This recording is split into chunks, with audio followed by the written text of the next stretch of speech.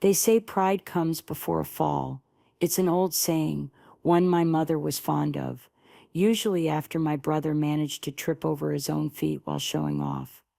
But they never tell you what it's like when the pride isn't yours, but the fall is, when you have to watch someone you love, someone who has nothing but humility in their heart, get pushed from a great height by the smug, self-satisfied pride of others. My name is Cornelia, and I'm 76 years old. I've lived long enough to see seasons change and fashions return, but I had never, in all my years, seen a look of such hollowed-out defeat as the one on my son's face that Tuesday afternoon in April. It all started, as most things in my family do, with my grandson Samuel. If you were to pick a boy out of a lineup to represent the future, you wouldn't pick Samuel. He doesn't have a square jaw or a booming voice. He's slight of build, with hair that never quite does what it's told, and glasses that are perpetually sliding down his nose. He's quiet, he listens more than he talks. But behind those glasses, behind that unassuming silence, is a mind like a diamond forge. It is brilliant, sharp, and capable of creating things of incredible strength and beauty. I've seen it. I've seen him lose himself in books on quantum physics, the way other boys lose themselves in video games. I've watched him build a working generator out of spare parts from a lawnmower and a bicycle just to see if he could. He wasn't just smart, he was incandescently curious. He was also a good boy, and in this day and age, that seems to be an even rarer commodity than brilliance. His father, my son David, raised him alone after his wife left when Samuel was just a toddler. David is a good man, a mechanic with calloused hands and a tired slope to his shoulders. He worked 2 jobs, sometimes 3, not to get rich, but to make sure Samuel had every book he needed, every piece of equipment for his science projects, every possible chance to build a life beyond grease-stained overalls and the smell of engine oil. For Samuel, that life had a name, Ethelgard University. It was more than a school to him. It was a beacon, perched on a hill overlooking our town. Its stone towers and ivy-covered walls represented a world he ached to join. It was founded in 1882, a bastion of academic excellence, a place where, he believed, merit was the only currency that mattered. He spent his entire high school career tailoring himself to be the perfect Ethelgard candidate. Perfect grades, staggering test scores, captain of the debate team, a volunteer tutor for underprivileged kids in the city. He didn't do it to pad a resume. He did it because that's who he was. The day the letter was due to arrive, the air in David's small house was thick with a nervous energy that felt like static electricity.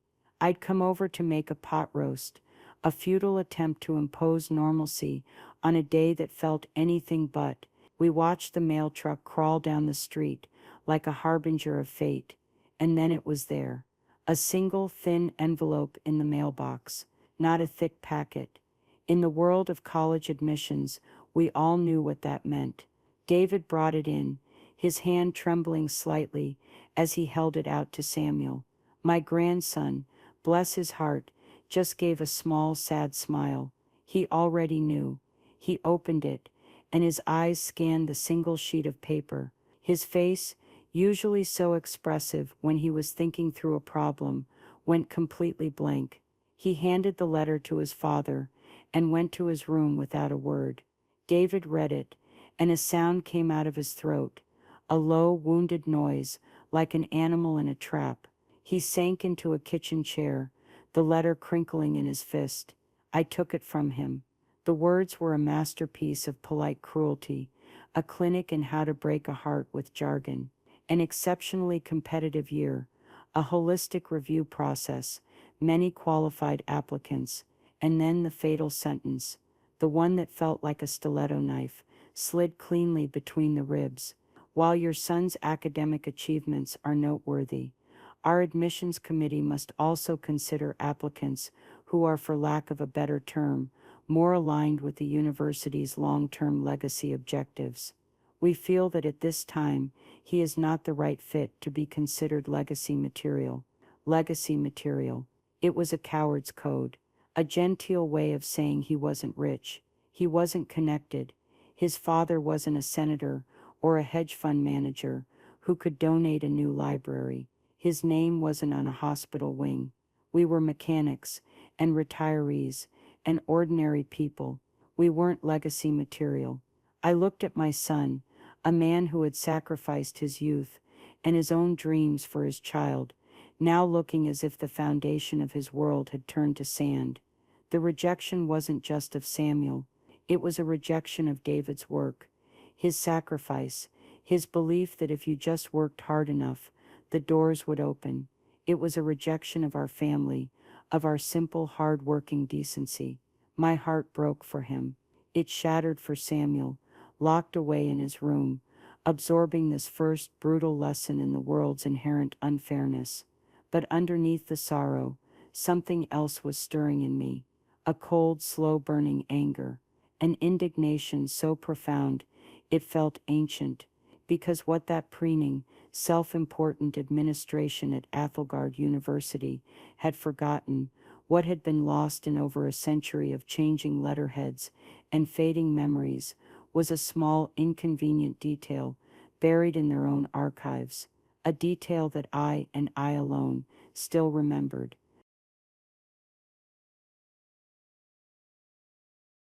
You see, the man who originally donated the very land those hallowed halls were built on, the man who provided the seed money that started their precious endowment, the man who signed the original charter in 1882 with a hand accustomed to a plow, not a pen, was my great-grandfather, Jedediah Croft, a humble farmer who valued education above all else.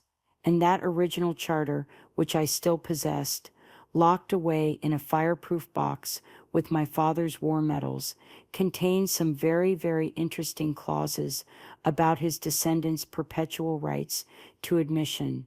They had told my grandson he wasn't legacy material. I suppose in a way they were right. He wasn't their legacy, he was mine, and they were about to learn the difference. The days that followed were gray and heavy, like a wool blanket soaked in rain. David walked through them in a daze. He'd go to work, his movements mechanical, and come home with a deeper weariness in his eyes than I'd ever seen before.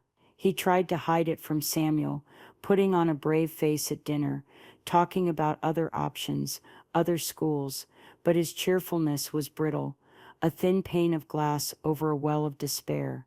He felt he had failed. He had told his son, as he had been told, that in America, merit was the key. Work hard, be smart, be good, and you will be rewarded. He had sold Samuel a promise that the world had just refused to honor, and the shame of that was eating him alive. I should have done more, Mom, he told me one evening, his voice raspy as he stared into a cup of coffee he wasn't drinking. Maybe I should have taken a third job, saved up more. Maybe if we'd lived in a better neighborhood, if he'd gone to a private school. Don't you dare, I said, my voice sharper than I intended. Don't you dare turn their prejudice into your failing. You gave that boy everything that matters. You gave him a mind and a conscience. You can't put a price on that. But he just shook his head, the guilt of physical weight on his shoulders. He saw it as his failure as a provider.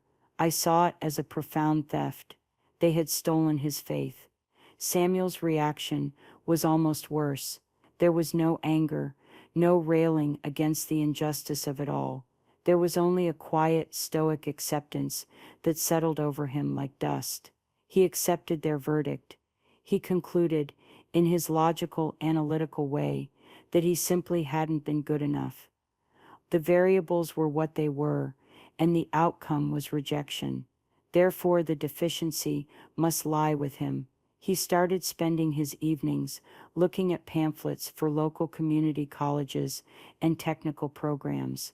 I could get certified in network administration in 2 years. "Dad," he said one night, his voice devoid of all its former passion, "it's a stable career. A stable career. For a boy who dreamt of mapping the cosmos." It was like watching a thoroughbred racehorse decide to pull a plow because someone told it couldn't run. Every time I looked at him, so willing to shrink his own brilliant future to fit the tiny box they had handed him, that cold anger inside me turned a little hotter. This was the true crime of it all. Not just the rejection, but the quiet assassination of a boy's dream by 1,000 tiny cuts of polite, coded snobbery. I started having trouble sleeping. I'd lie awake at night, the silence of my small house amplifying the fury churning in my gut. And in those dark hours, the memories would come. Not just memories of Samuel as a bright-eyed child, but older ones, ghosts from a past that felt more real than ever. I remembered my own father, a man who smelled of sawdust and Old Spice, sitting in his worn armchair, the old leather portfolio on his lap. He'd pull out the charter, the vellum yellowed with age, and let me trace the flowing, confident script of his grandfather's signature. "Jedediah Croft. This isn't just paper, Cornelia," he would say, his voice low and serious. "This is a promise. This is our family's soul." He would tell me the story, the one that had become our private family gospel.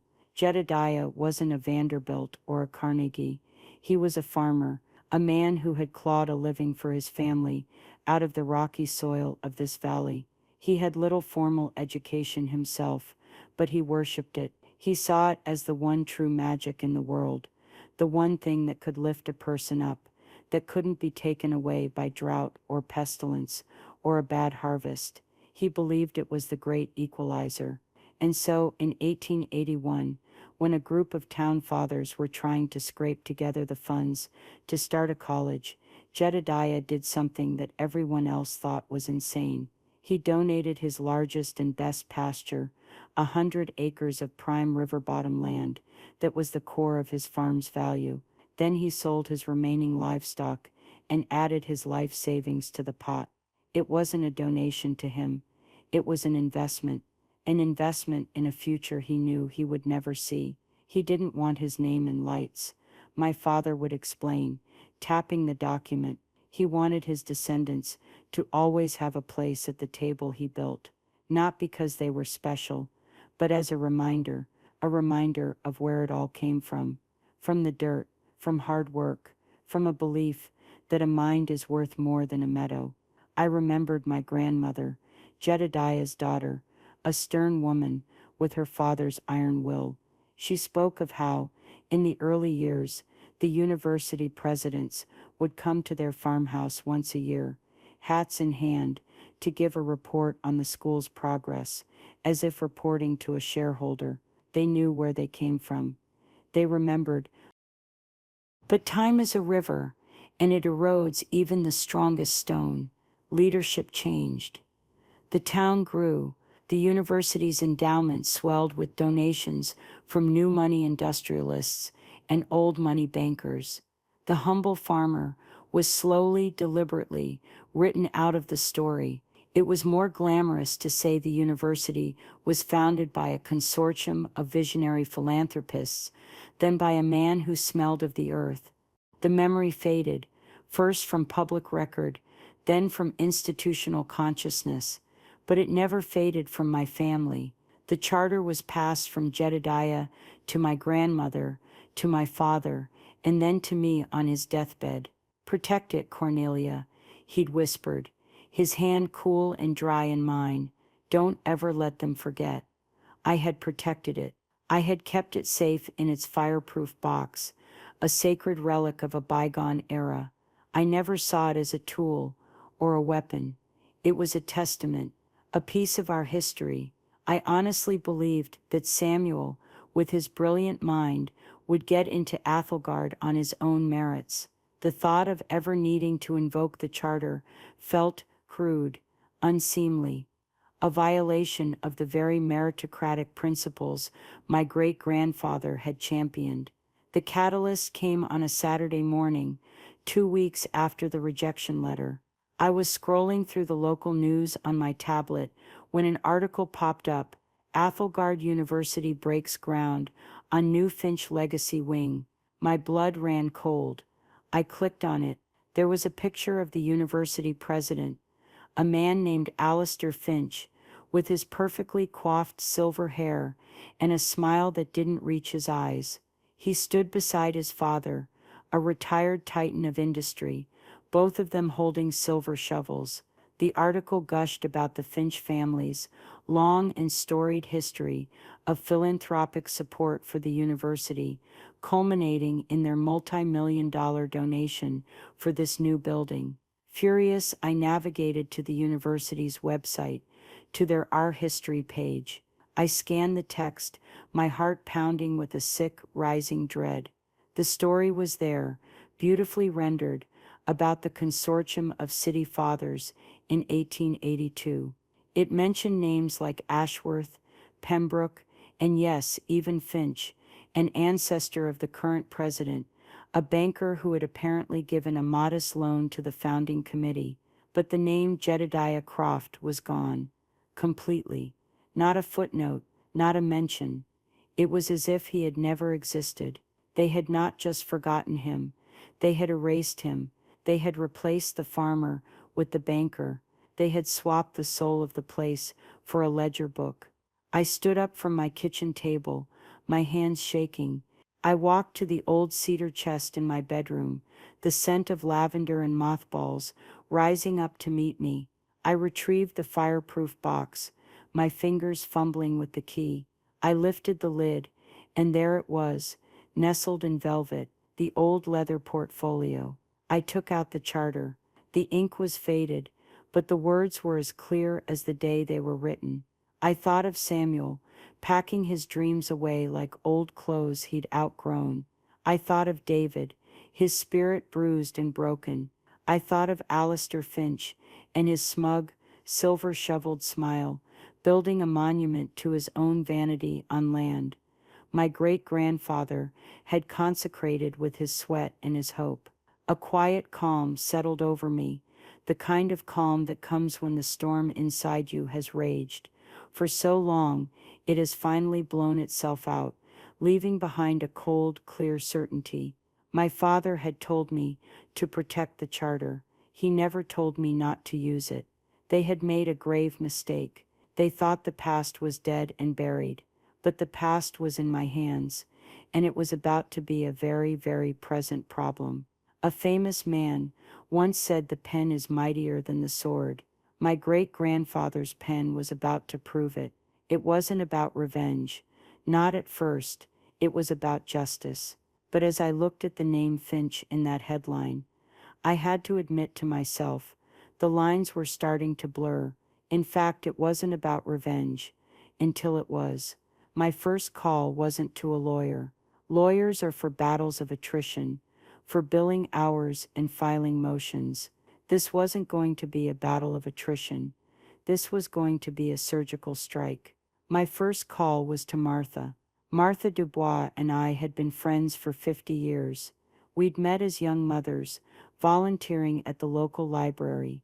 While I was raising David, she was raising 2 hellion boys of her own, and on the side, methodically working her way up to becoming the head archivist and special collections librarian at Athelgard University. She had retired 5 years ago, but a mind like Martha's doesn't just switch off. It's a finely tuned instrument, and her favorite music was the rustle of old paper and the scent of historical truth. She also harbored a deep, abiding loathing for the new brand of corporate administrators who had taken over the university, men like Alistair Finch, whom she referred to simply as the polished, empty suit. I invited her for tea. When she arrived, I didn't waste time with small talk. I simply laid the old leather portfolio on my dining room table.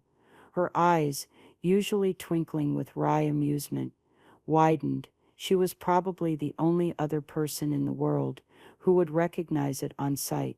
Cornelia, she breathed, her hand hovering over the worn leather. Is that the original? I said, opening it and carefully sliding the vellum charter out of its protective sleeve. She spent the next 10 minutes in reverent silence, examining the document with a small magnifying glass she produced from her purse. She hummed to herself, tracing the lines of ink, studying the embossed seal, the quality of the vellum. Finally, she looked up at me, her expression a mixture of awe and suspicion. "All right, Cornelia Croft. What's this about? You don't take the Holy Grail out of its hiding place for a social call." I told her everything. The rejection letter, the legacy material comment, Samuel giving up, David's heartbreak, the final, galling insult of the Finch legacy wing, and the erasure of Jedediah from the university's own history. As I spoke, her face hardened, the soft grandmotherly lines tightening into a mask of righteous fury. "That arrogant little peacock," she hissed, her voice a low growl. "Alistair Finch. I knew he was a fool, but I didn't realize he was a historical vandal too. To erase Jedediah? That's not just an oversight. That's a desecration." She leaned back over the charter, her professional instincts taking over. "Let me see that clause again." I pointed to it, the ink slightly darker in that paragraph, as if Jedediah himself had pressed harder with his pen, knowing these words mattered most. She read it aloud, her voice gaining strength with each word.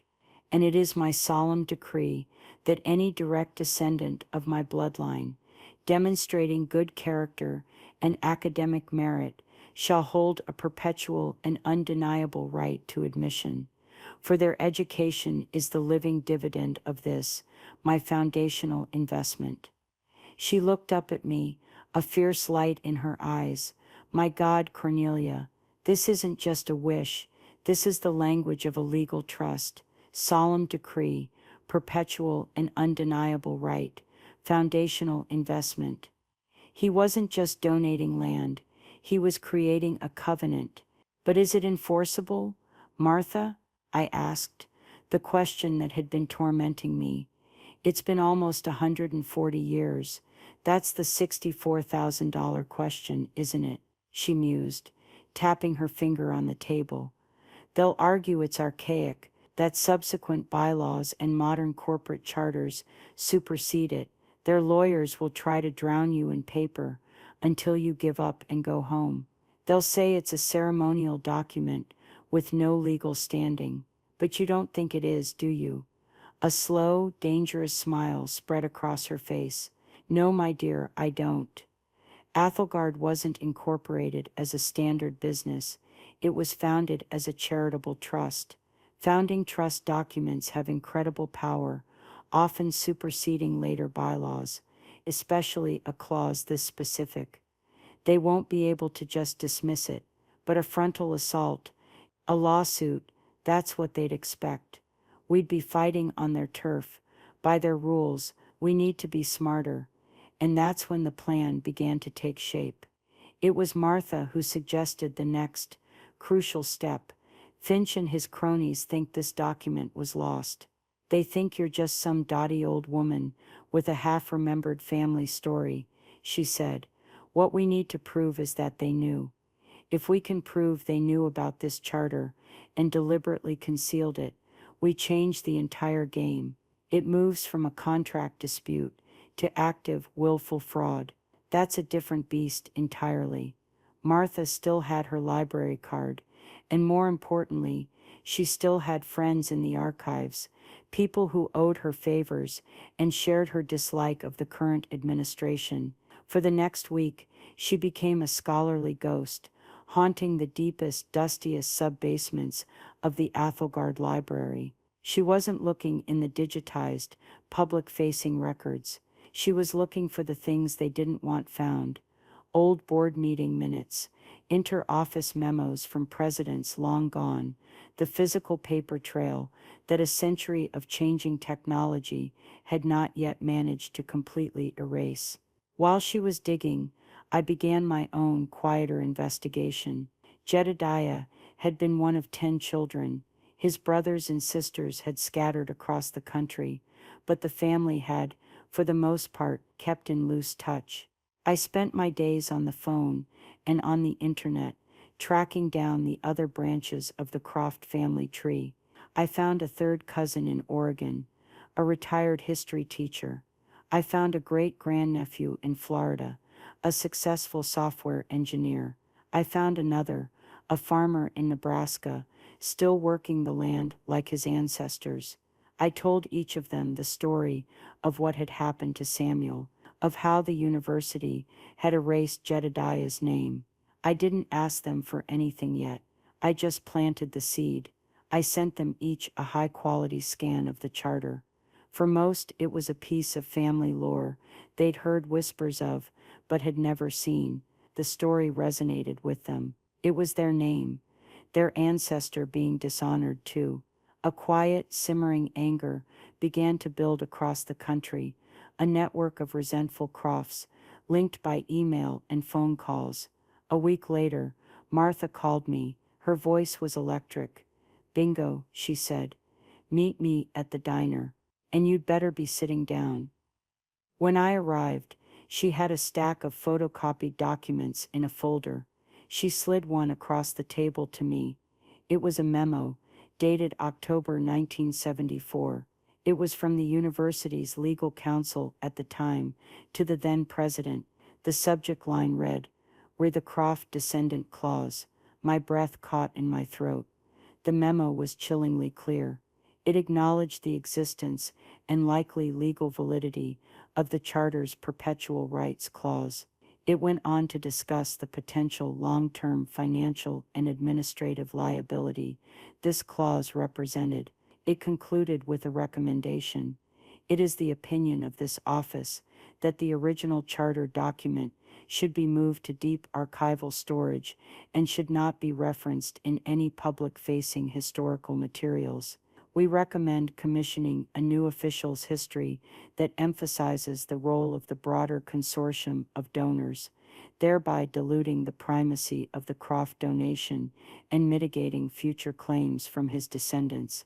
There it was, in black and white, a conspiracy, written in the dry, passionless language of corporate law.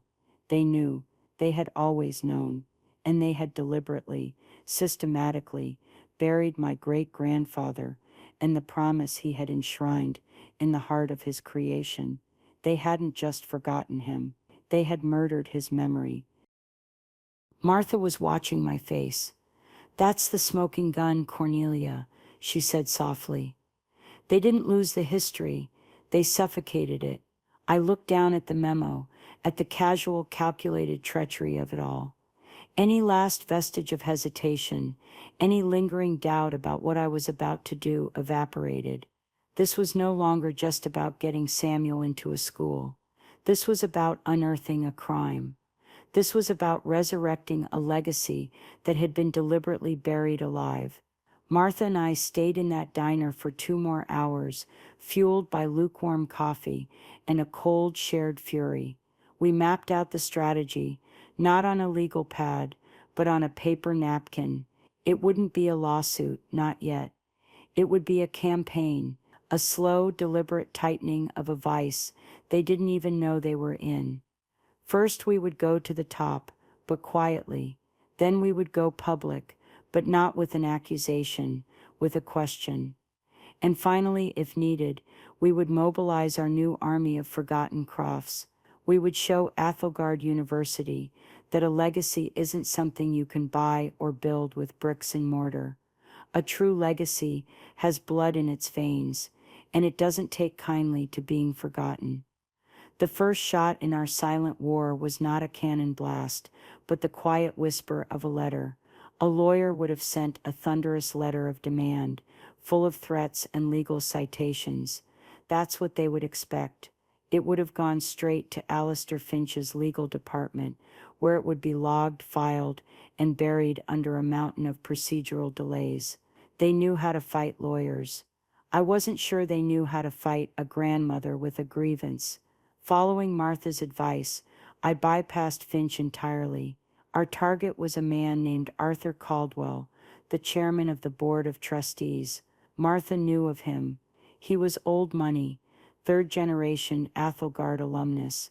His family's wealth was ancient and quiet, not flashy and new like the Finches. His primary obsession, above all else, was the university's reputation. He saw himself not as a corporate raider, but as a steward, a guardian of a sacred institutional flame. A scandal involving historical fraud on his watch would be more than an embarrassment. It would be a personal stain on his family's honor. I typed the letter myself on my old desktop computer. The tone was not angry or demanding. It was one of polite, almost naive concern. Dear Mr. Caldwell, I wrote, my name is Cornelia Croft. My great-grandfather, Jedediah Croft, was instrumental in the founding of Athelgard University in 1882. I am writing to you in your capacity as chairman of the board in the hope that you might be able to clarify a small historical discrepancy. I went on to explain that I had recently been reviewing some old family documents and had come across the original university charter. I mentioned, almost as an aside, that its version of the university's founding seemed to differ somewhat from the one currently presented on the university's website. I then mentioned my grandson, Samuel, his stellar academic record, and his recent disappointing rejection. The final paragraph was the key. I am sure, I wrote, that this is all just a simple administrative oversight, a product of records being lost over the decades. I have attached a certified copy of the charter for your review, along with some related internal university correspondence from the 1970s that my research partner recently uncovered in the archives. I trust that once you have had a chance to look at these materials, you will be able to shed some light on the situation. I look forward to your clarification. I didn't threaten. I didn't demand Samuel's admission. I simply presented the evidence, the charter and the damning 1974 memo, and asked a polite question. It was the institutional equivalent of leaving a live rattlesnake in his inbox. I sent the package via certified mail, requiring his personal signature. The trap was set. For 3 days there was only silence. It was a nerve-wracking time. I updated David and Samuel on what I had done. David was speechless at first, staring at the copy of the 1974 memo, as if he couldn't believe what he was reading. The despair that had clung to him for weeks began to recede, replaced by a slow-burning anger that mirrored my own. Samuel, however, was deeply uncomfortable. "Grandma, I don't know about this," he said, shifting his weight from foot to foot. "I don't want to get in because of some old piece of paper. I want to get in because I earned it. This feels like cheating." "Samuel," I said, putting my hands on his shoulders, "listen to me. You did earn it. You earned it with every late night you spent studying, with every book you read. This isn't about getting something you don't deserve. This is about taking back something that was stolen from you and from all of us. They cheated, sweetheart. Not you. They cheated my great-grandfather out of his legacy, and they tried to cheat you out of your future. We are not cheating. We are collecting a debt."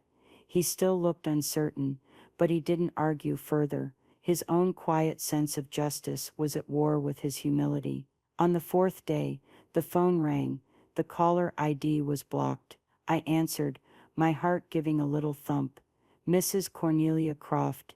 The voice was smooth, slick, and reeked of expensive litigation. "My name is Gerald Vance.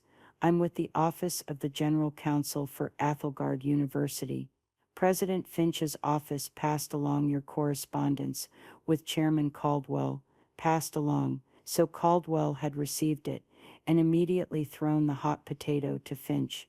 Predictable. I'm calling to let you know that we have received your materials," Vance continued, his tone dripping with condescension. "And while we appreciate you sharing this family curio, I must advise you that such an antiquated document holds no legal bearing on the university's current admissions policies.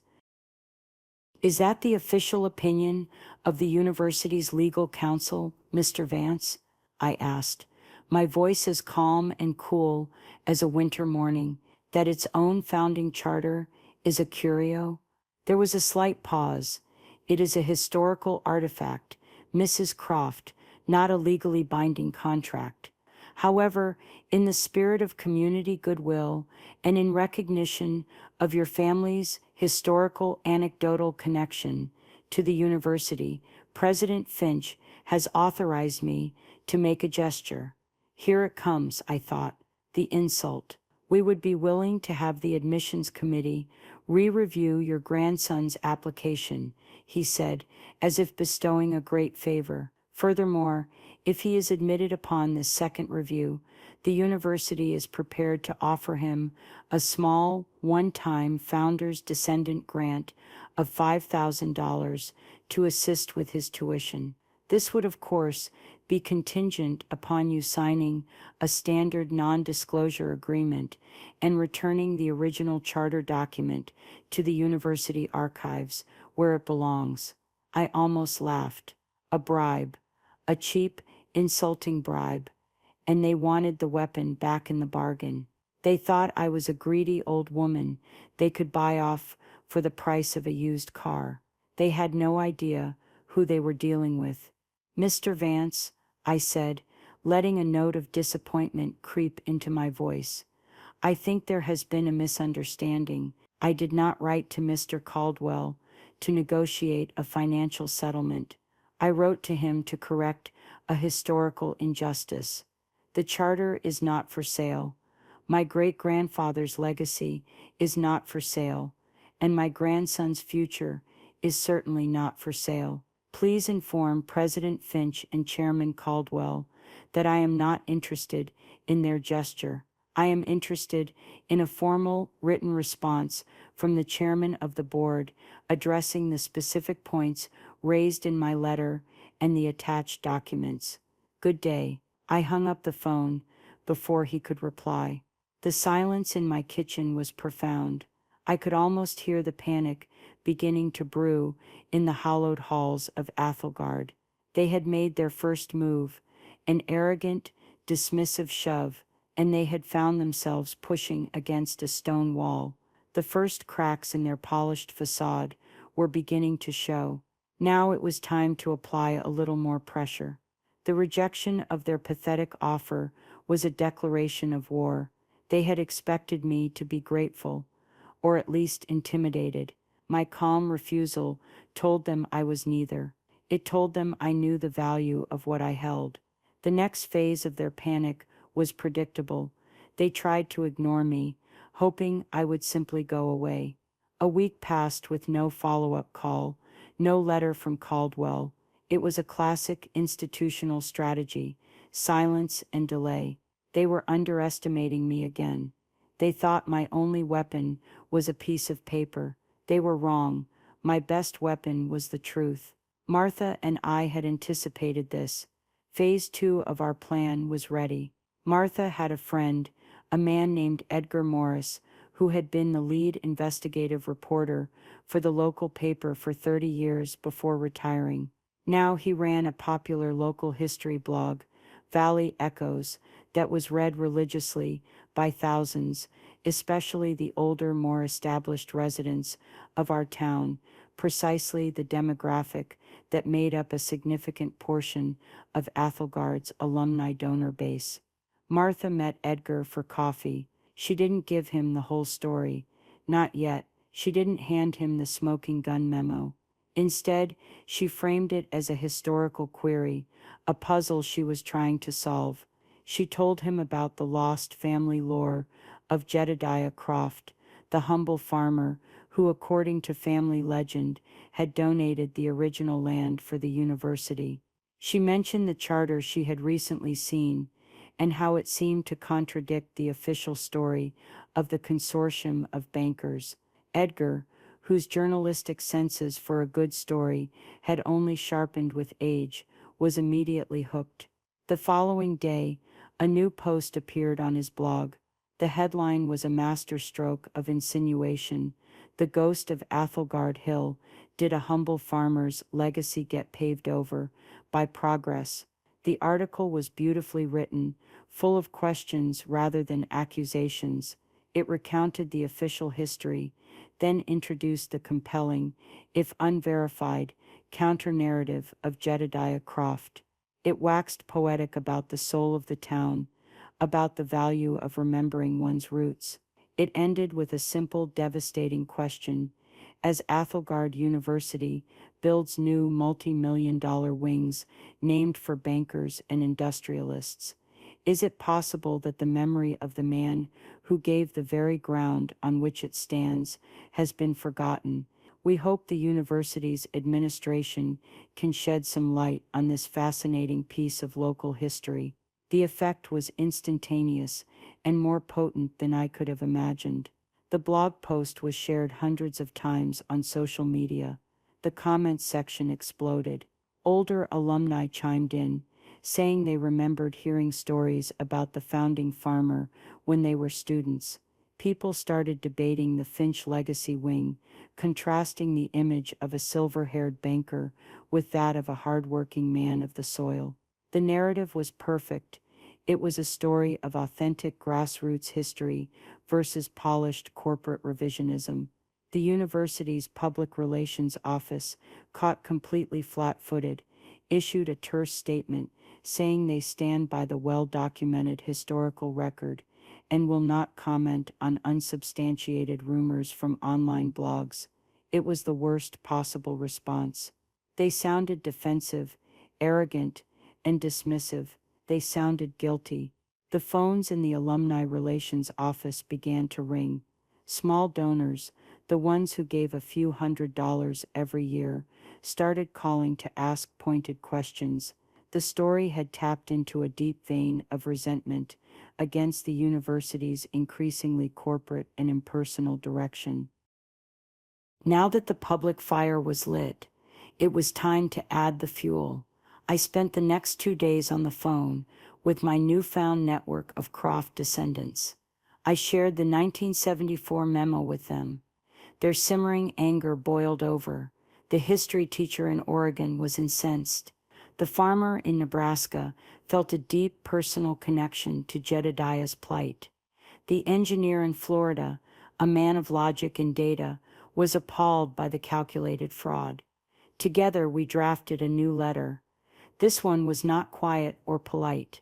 It was a public proclamation. We sent it to Arthur Caldwell, to the entire Board of Trustees, and crucially to Edgar Morris at the Valley Echo's blog and the editor of the local newspaper. The letter announced the formation of the Jedediah Croft Educational Foundation.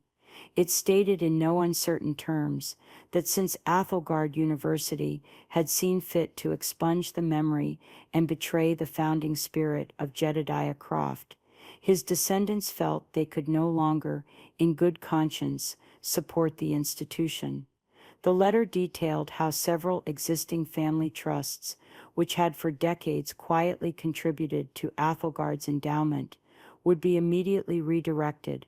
The new foundation's stated purpose was to provide scholarships for underprivileged students of merit at any university except Athelgard.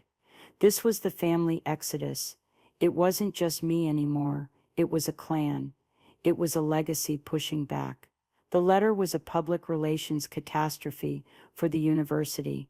Edgar Morris published it in full, alongside a follow-up piece that was far less gentle than his first one. Now he had a named source, a whole family of them, and a tangible grievance. The local paper picked up the story, and suddenly, Athelgard University was at the center of a firestorm. The power had shifted. The ball was no longer in their court. We had taken the ball, set it on fire, and hurled it through their stained glass window. The reaction from President Finch was swift and clumsy. He called a press conference. I watched it on the local news channel, a small, grim smile on my face. He looked rattled. His perfect silver hair seemed less perfect. His smile was a tight, forced grimace. He stood at a podium, flanked by nervous-looking deans, and tried to seize back control of the narrative. He called me, without using my name, a disgruntled individual attempting to leverage an archaic and legally non-binding document for personal gain. He spoke of frivolous claims and historical revisionism. He tried to paint the Crofts as greedy opportunists trying to muscle their grandson into a spot he didn't earn. It was a fatal miscalculation. He had taken our deeply moral argument about legacy and honor and tried to reduce it to a grubby squabble over an admission slot. He looked like a bully, standing there in his $1,000 suit, in front of a university built on my great-grandfather's land. He personified the very arrogance and entitlement that people were now railing against.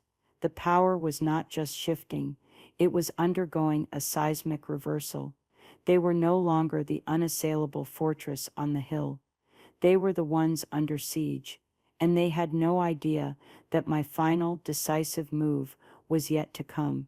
The day after Finch's disastrous press conference, a sleek black car with tinted windows pulled up in front of my little house.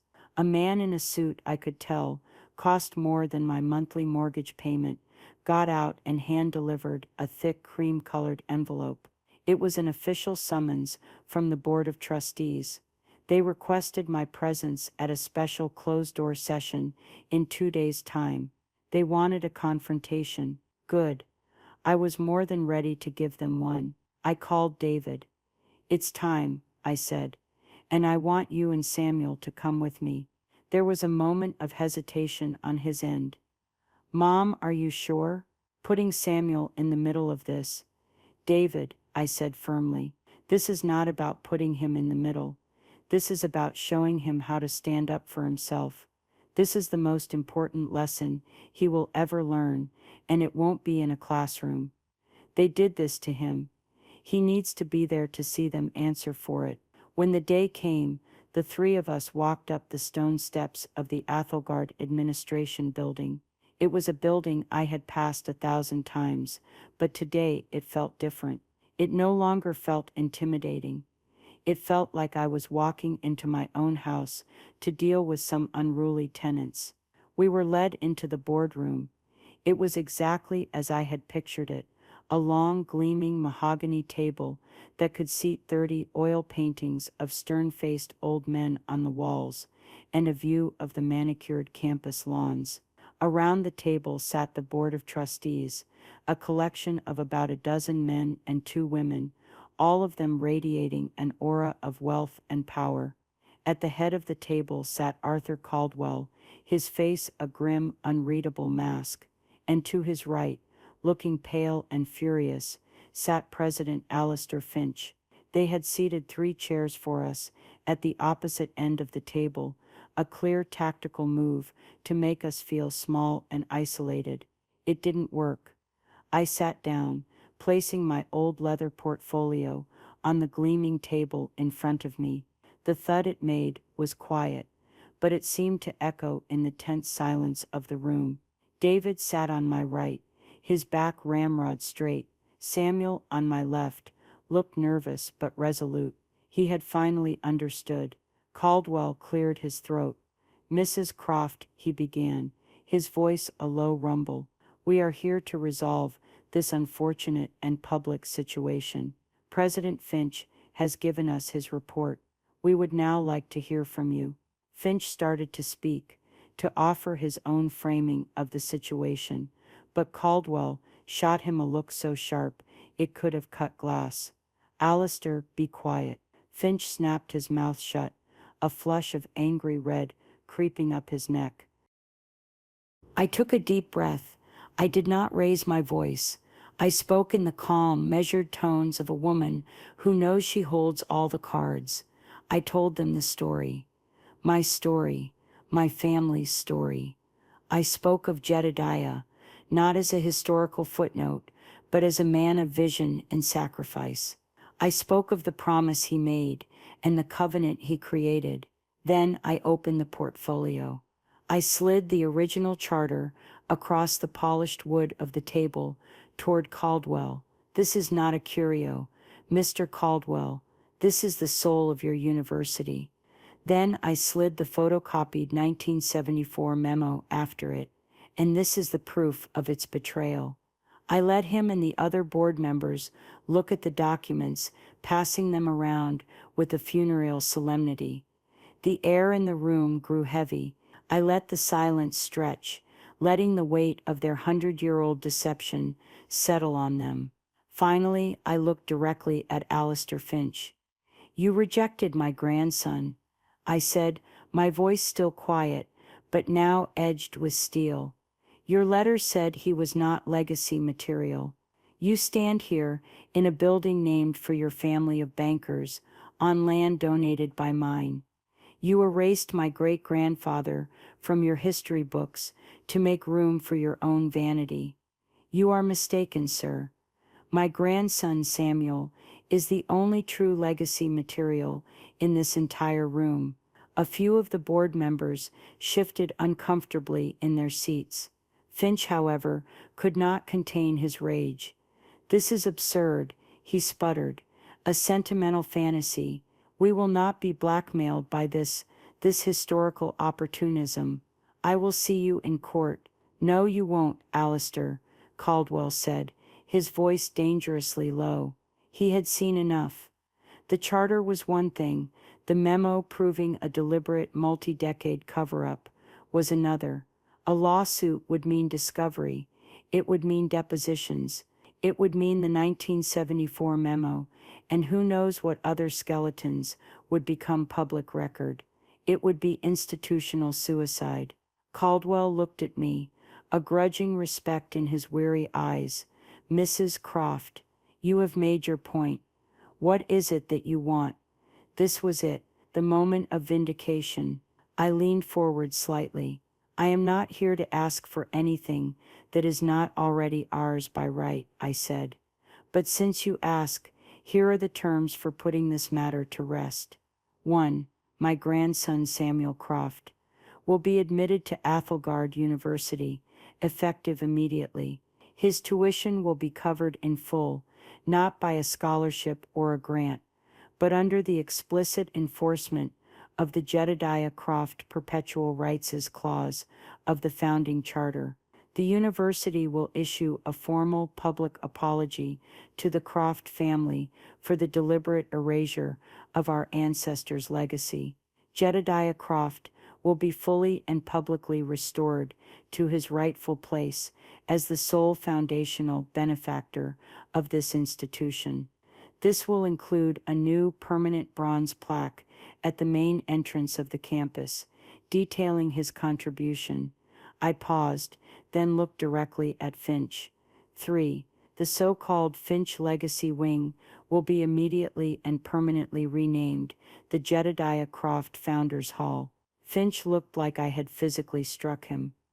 "And 4, I concluded, to ensure the spirit of my great-grandfather's vision is honored in perpetuity, the university will establish and fund 5 full-ride scholarships each year for students of merit from low-income backgrounds.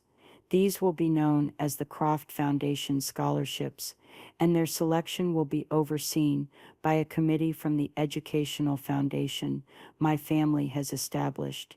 We will ensure that the door my great-grandfather opened will never be closed again." The room was silent. The board members looked at each other, then at Caldwell. They knew they were beaten. The public relations nightmare, the potential lawsuit, the sheer undeniable moral force of my position, it was an unwinnable fight. Caldwell let out a long, slow breath. He looked at Finch with utter contempt, then turned back to me. "Mrs. Croft," he said, "your terms are formidable, but your grievance is righteous, and your leverage is absolute. On behalf of the Board of Trustees of Athelgard University, we accept your terms." The fight was over. We had won.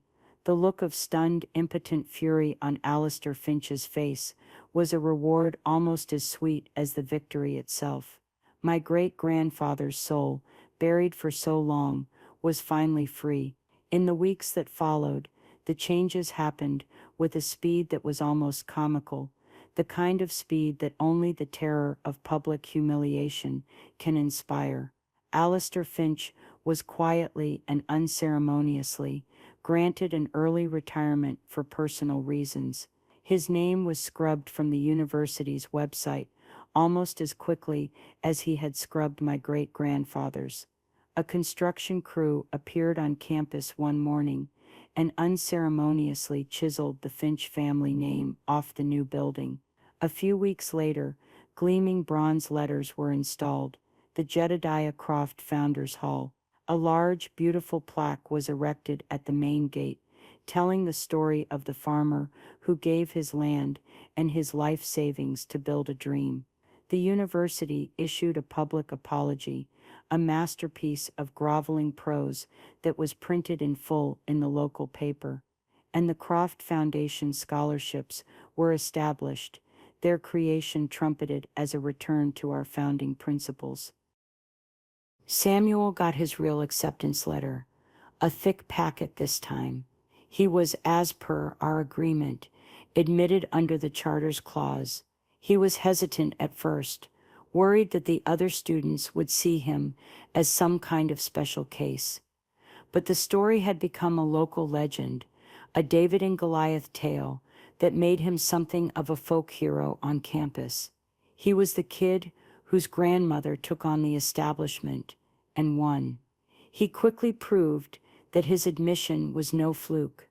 He excelled, his brilliant mind finally in the environment it was made for. He didn't just belong, he thrived. Watching him walk across that campus, lost in a book, his glasses sliding down his nose, was to see a promise fulfilled across 5 generations. The light that had been dimmed in him was shining brighter than ever. As for David, it was like watching a man who had been carrying a heavy weight for years finally set it down. The pride returned to his eyes, not just for his son, but for his family, for our history. He would sometimes just drive by the university, look at the new plaque, and smile. He had his faith back. One crisp autumn afternoon, I went to the campus myself. I sat on a bench across from Founders Hall, the building that now bore my great-grandfather's name. I watched the students milling about, students of every color, every background, their faces bright with hope and intelligence.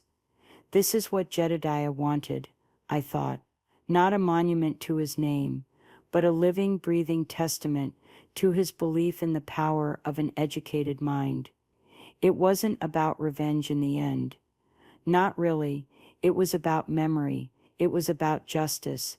It was about honoring a promise made by a man with dirt under his fingernails and a universe of hope in his heart. The people who ran this place, the Finches of the world, they had come to believe that their money made them powerful, that it gave them the right to write history to suit themselves. But they forgot that some things, like the land itself, have a much longer memory. You know, it's funny, people like Finch, they build their lives on glossy brochures and important-sounding titles. They think the past is something you can edit, like a document on a computer. They think a legacy is just a word you can attach to a building if you write a big enough check. But the truth has roots. You can pave over it, you can build on top of it, but you can never, ever dig it all up. Eventually, it finds a way to push through the cracks and reach for the sun. The most important lesson in all of this is one I hope Samuel carries with him always. Never underestimate the quiet ones. Never assume that history has finished writing its final chapter. And always, always read the fine print. It just might be the key that unlocks everything. What would you have done in my shoes? Have you ever felt like your family's history was being forgotten or ignored? I'd love to read your stories in the comments below. If you enjoyed this story of justice served, please take a moment to give it a like and consider subscribing for more tales from a life that's been long on years and even longer on lessons. Thank you for listening.